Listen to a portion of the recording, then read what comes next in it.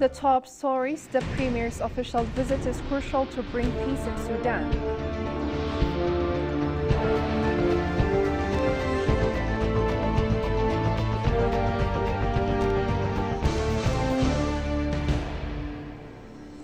And Ethiopian diaspora are ready to actively engage in the national dialogue process.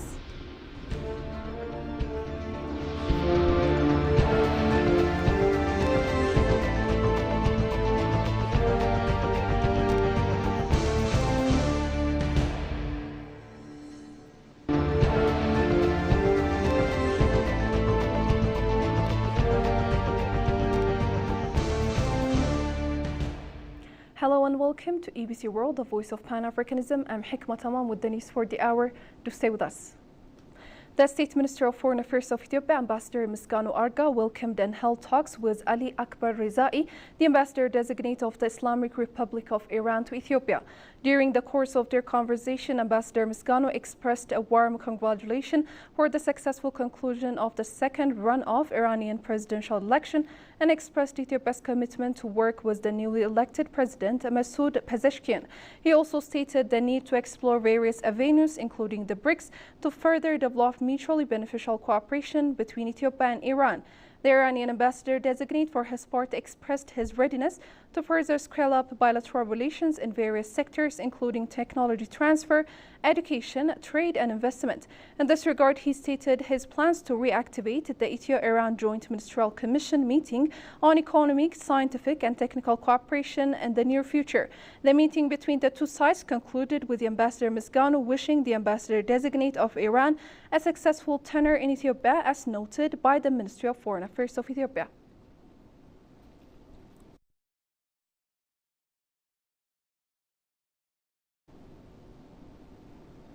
The Ministry of Women and Social Affairs inked a Memorandum of Understanding and Data Sharing Protocol with pertinent ministers and institutions to strengthen cooperation to sustainably rehabilitate and safeguard the rights of returning Ethiopian migrants. It is stated that this collaboration will also streamline information sharing and enhance ongoing work to sustainably reintegrate migrant returnees. Ministries of Foreign Affairs, Justice, Education, Health, Agriculture, Labor and Skills, Innovation and Technology signed the agreement today with the Ministry of Women and Social Affairs, Federal Police Commission, Immigration and Citizenship Service, as well as Refugees and Returnees Service are also the institutions that inked the agreement with the ministry. On the occasion, Ergogi brought attention to the precarious situation faced by citizens who attempt to migrate abroad through human traffickers. The citizens face health risks, psychological stress, sexual abuse by armed organizations, border guards, and other criminal gangs, among other potentially fatal risks.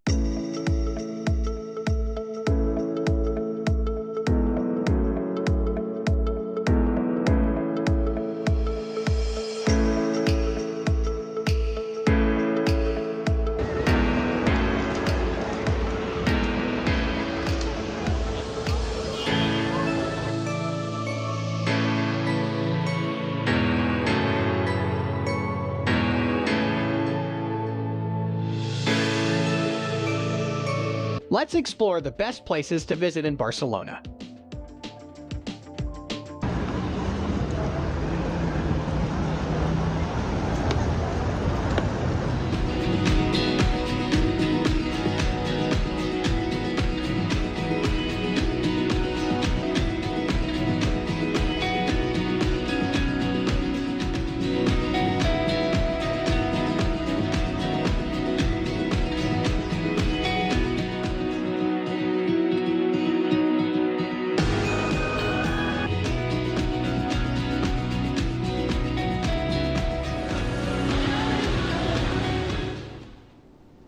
Welcome back from the short break. The Minister of Foreign Affairs of Ethiopia, Ambassador Taye Asqassalassy, stated that the visit of Prime Minister Abiy Ahmed to Port Sudan is a crucial step towards resolving the conflicts in Sudan. Following his arrival in Port Sudan, Prime Minister Abiy Ahmed expressed the importance of conducting a visit to Sudan. Prime Minister Abiy's visit to Port Sudan is basically to give new impetus, a fresh breeze for the peace process in the Sudan. The Sudan's conflict has been going on for the last probably 16 months, since April 15, 2013. And there are indeed so many initiatives from different sides and corners. So the purpose of the visit is not just simply to have a discussion with the leadership in the Sudan, in the Port of Sudan, and but also to give and send a message that peace is indivisible and peace is possible. So this is, I would say. Following their discussion, Prime Minister Abiy and Abdul Fattah al-Burhan planted tree seedlings in Port Sudan. The Office of the Prime Minister further emphasized that Prime Minister's visit to Port Sudan is part of his ongoing efforts to find sustainable solutions for Sudan's stability. In the words of the leaders, there is a historical milestone in which the Prime Minister is looking forward to have a more concrete and visible outcome in solving the conflict in the Sudan. So, as I said earlier, it will give more a fresh impetus, a fresh energy, so that the the peace process can get some tangible results and a very good traction on the ground. So we have made it clear that we will not leave no stone, I would say, unturned until our brothers and sisters in the Sudan get peace and stability. We're not doing it only for themselves, for the Sudanese, but also for the regional countries, because peace is indivisible. What impacts Sudan also affects Ethiopia and the regional governments. So we went there to visit and have a very productive and fruitful discussion with the leadership.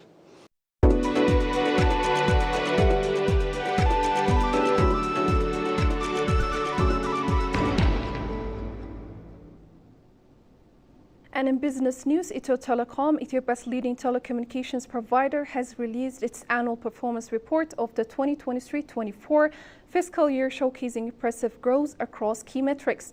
The report, covering the period from July 1st, 2023 to June 30, 2024, highlights the company's continued success in expanding its digital services and strengthening its market position. Prewet Tamro, CEO of Ethio Telecom, has released major performance metrics. According to her, Ethio Telecom has generated a total revenue of 93.7 billion birr, marking a 21.7% increase from the previous year. The revenue registered during the concluded fiscal year shows an increment of 16.7 billion birr compared to the previous year. The company's foreign exchange generation has shown a 20.7% increase from last year, reaching a total of $198.2 million USD, achieving 117.5% of its target. Regarding subscriber base, Prewet said that the company's total subscribers reached 78.3 million, achieving a 100.4% of its target for the year. Regarding mobile money transfer, Telebirr, Ethio Telecom's mobile money service now boasts to 47.5 million subscribers with a total transaction value of 1.81 trillion birr.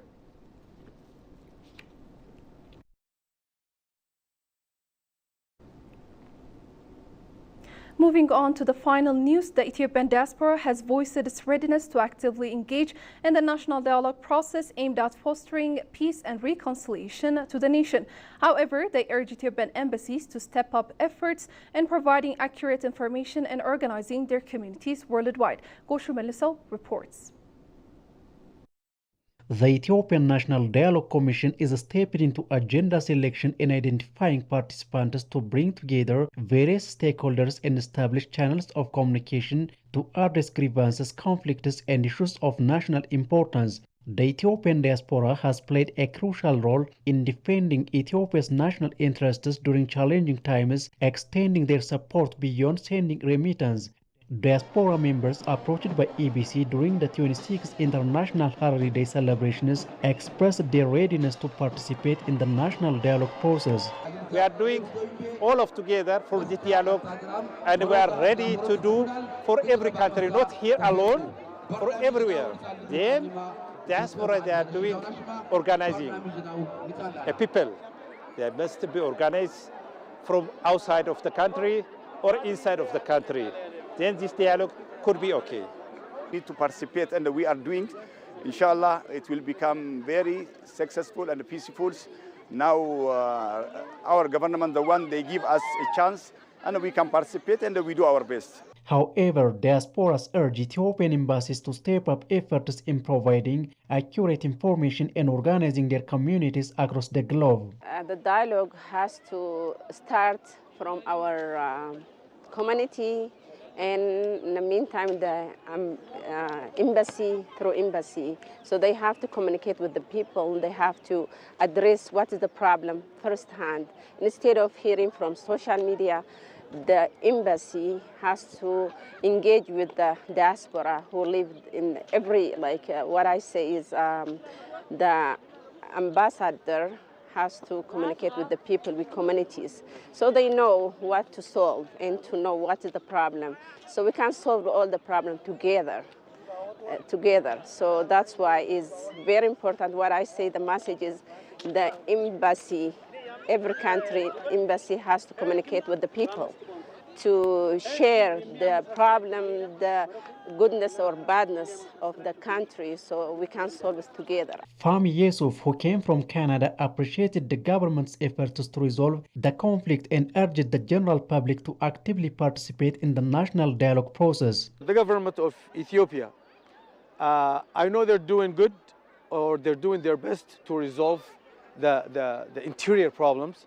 And for any government, the challenge is not when you have problem with abroad from different country. The challenge is when you have a problem within, right?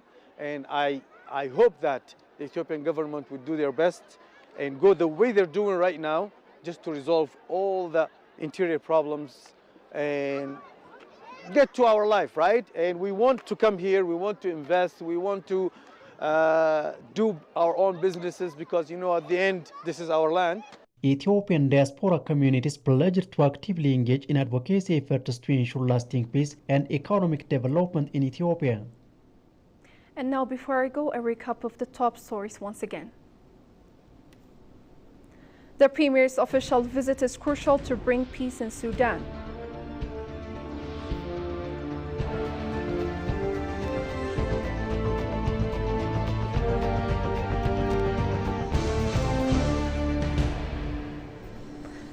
And Ethiopian diaspora ready to actively engage in the national dialogue process. Well, you have been watching ABC World, the voice of Pan-Africanism. I was Hikmat Aman with the news for the hour. Do stay tuned in with other programs of ABC World.